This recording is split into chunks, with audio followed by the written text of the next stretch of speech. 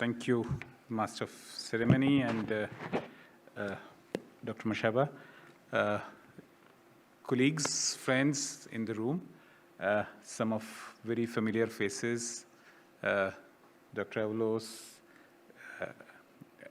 and all of you whom I've learned a lot in my last 3.5, 4 years in Botswana. What Dr. Mashaba was very kindly alluding to is I've been reassigned to South Africa to head the multi-country office based in South Africa, covering South Africa, Lesotho, and Eswatini. So, but I'll not be far. And for any of you who are going for shopping, which is a favorite destination for most of the Botswanian go shopping, please, most welcome to drop by and have a cup of coffee. I've made some good friends here. This is not a farewell speech, so I'll stop here. But just to appreciate what I've learned and what Botswana has given me and my family, because my daughter grew up here. She started her schooling here, and now she's in grade 4. So that's the most formative years for a child. So I'm sure Botswana always will have a key space in our memories. Coming to the topic for today, and I'll try and weave in some of the regional or global trends, what it means for us in Botswana, because in a coupled economy times, where every economy is coupled with the global economy, we cannot stay aloof or unaffected by what's happening in the rest of the world. So these are, I had promised Dr. Mashaba that I'll try to avoid slides, but then I realized that there are certain financing figures which will not go through without having some slides. So excuse me for killing you or adding to the bombarding of slides. So my apologies. Next, please. So this, okay, okay. So there is a, this I think you all know, but just to put the context that what is still remaining for us, although we've reached 95, 98, but we are still far off from the prevention targets in terms of number of new infections. And whatever has happened in last 1 year, and these data are based on data which was available up to 22, which was used for modeling exercise done in 23. So we still are not where we wanted to be in terms of new infections. And unless we close the tap, I don't need to speak to the converted ones. Our job is not done. Now, these are very new slides based on the latest estimates as recent as last night. So I'm trying to put here 3 funding landscape scenarios, more particularly for Eastern and Southern Africa, and what the needs will be and availability. So the needs in terms of for the region were around 9.9, let's say $10 billion US. Now, if you see, domestic resources have peaked at 4.4 billion in 2017, but after that, they have been steadily declining. US bilateral support remains the largest source, and I don't think that's a news for any one of us. And that's where the next few slides will tell you that what risk we have.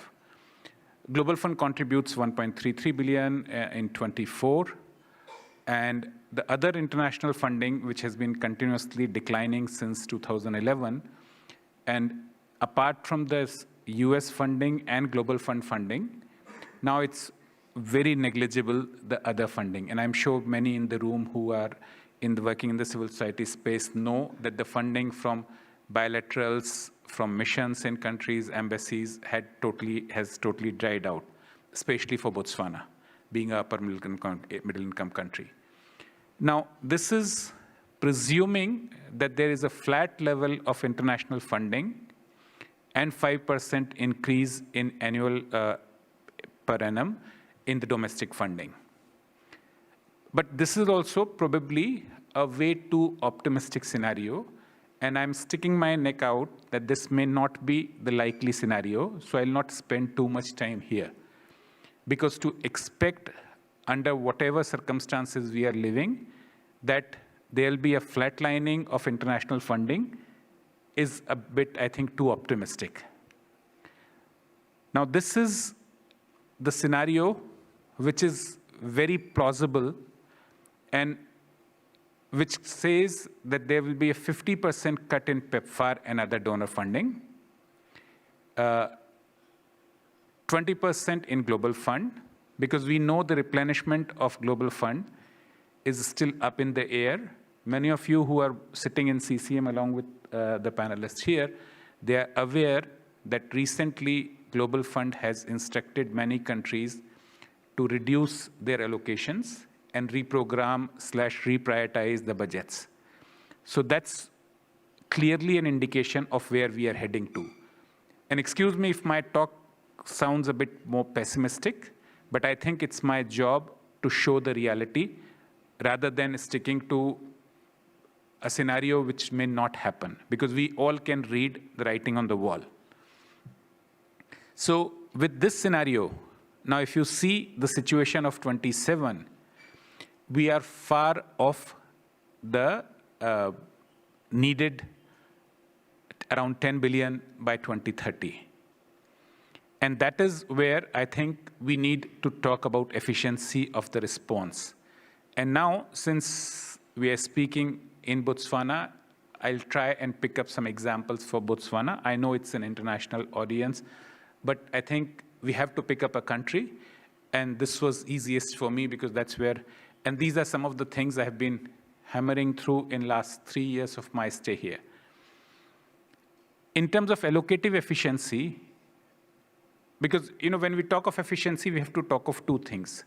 One is allocative, that are we putting money where it should go? For example, if you are doing mass media campaign with billions of pula, that may not get you the return as compared to targeted key population interpersonal communications, or PrEP, or treatment as prevention. So there are ways. So this is called the allocative efficiency. And second part of it is the implementation efficiency, that how we are implementing it. So this is about the allocative efficiency, and it's a bit of crowded slide, but I'll just want to hand it over to you, because if you see, we are not investing as much as we should on adolescent girls and young women, especially in the prevention programming, because although they account for 1/4 of the new infections. In Botswana, out of the 4,000 new infections that we estimate, around 1,000 comes from adolescent girls and young women. And then our programming on social protection, economic support is far more than what an optimum allocation would look like. Now, the second part of our efficiency is, which I think many of us would have read, which led to a public health emergency announcement recently, and also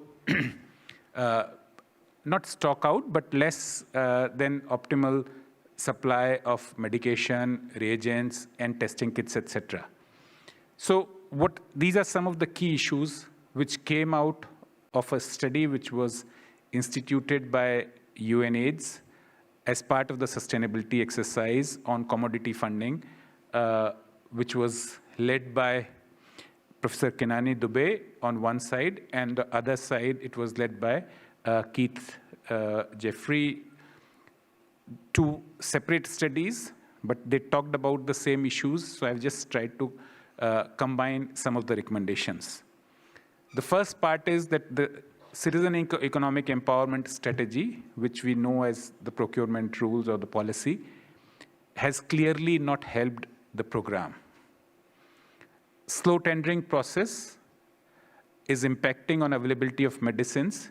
And this particular slide or this recommendation, without change of a comma full stop, was presented 1 year back. So you can see that most of these issues resonate with the reality even now.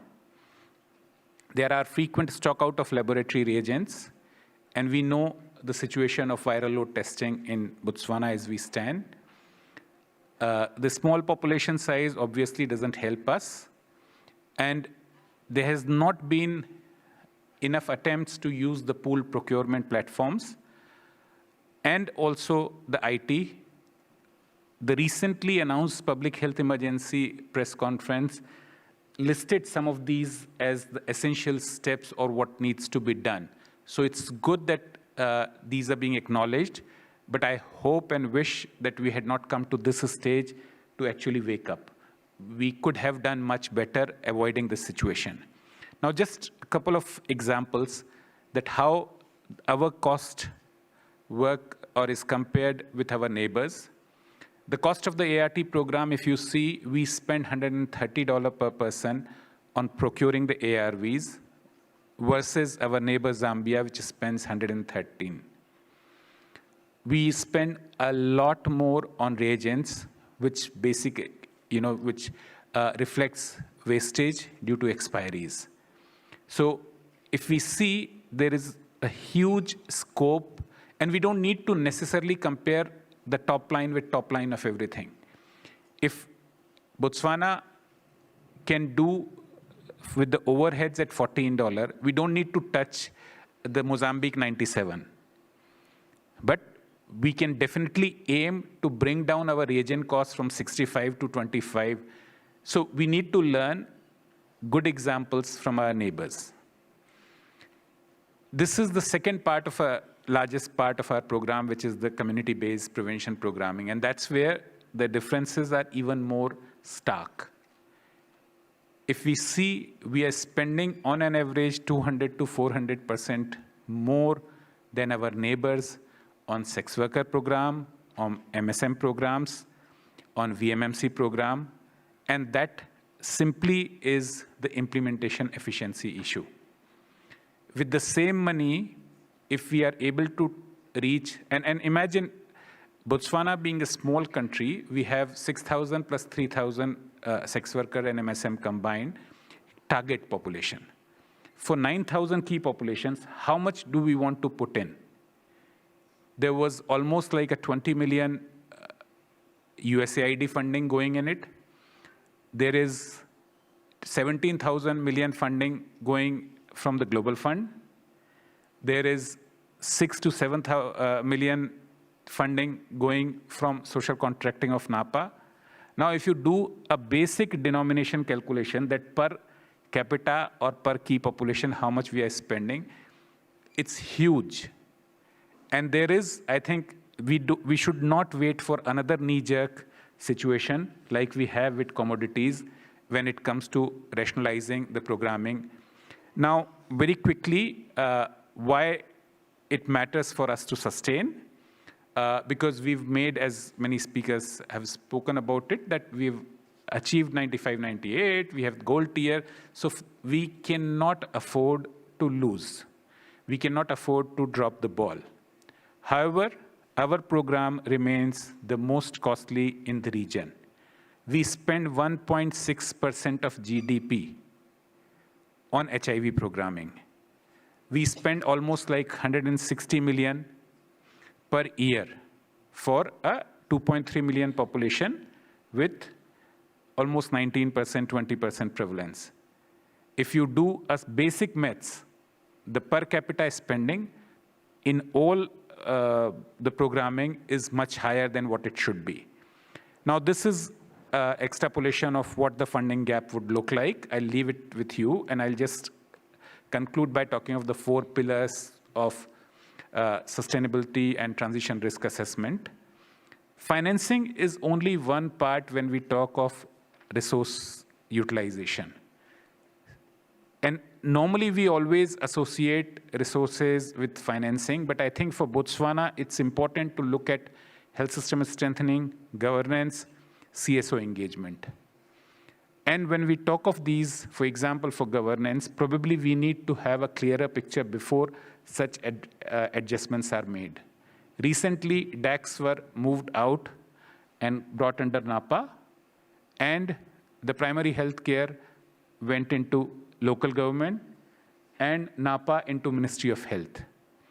We still are waiting to see very clear blueprint of what these structural changes mean and how the manpower will be utilized. And I think that's an important point. Then when we talk of sustainability, it's not financial, it's epidemiological, programmatic, structural, political, and consideration for human rights. Now, these are some of the actions which were listed in the sustainability roadmap. So I'll skip and I'll come to the last slide. That we are sitting at a juncture where the NSF4 is almost at a draft stage. National Strategic Framework 4, for those who are not familiar with the. So that is the document which will remain our Bible for the coming years. And at this juncture, we cannot simply change full stop, commas, and language of previous NSF and write a new NSF. The new NSF has to be a radically changed strategic framework, cognizant of the reality and the funding, ensuring a wider participation. A couple of things I just wanted to end with. One is on innovations. There are a lot of innovations happening globally. HIV response will not remain what it is now in 2030. Lenacapavir has, many of you who have been following, has come to $40 per person annum. That was supposed to be the target for 2030. But now in 26, and I think it's Reddy Laboratory, at the moment the generics are announced, it will happen, and Gates have given a lot of capital funding to make this happen.